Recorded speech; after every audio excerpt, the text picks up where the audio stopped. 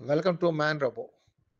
సోమవారం జిల్లా కేంద్రంలోని Kaveri fertilisers, Sairam fertilisers, JKS అగ్రిమాల్లను జిల్లా కలెక్టర్ రిజ్వాన్ బాషా షేక్ సందర్శించి ఆకస్మిక తనిఖీ చేపట్టారు.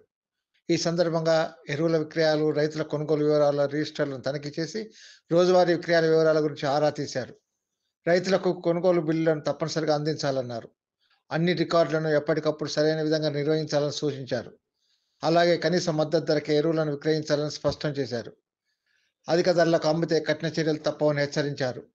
అదేవిధంగా వివిధ కంపెనీలకు చెందిన విత్తనాలను పరిశీలించి నకిలీ విత్తనాలను అమ్మరాదని, రైతులకు నాణ్యమైన విత్తనాలను మాత్రమే విక్రయించాలని తెలిపారు. స్టాక్ నిల్వ చేసే గోదామును పరిశీలించి యూరియా బస్తాలు, ఇతర ఎరువుల వివరాల గురించి అడిగి తెలుసుకున్నారు. స్టాక్ నిల్వలకు సంబంధించిన వివరాలు బోర్డుపై ఖచ్చితంగా ప్రదర్శించాలన్నారు.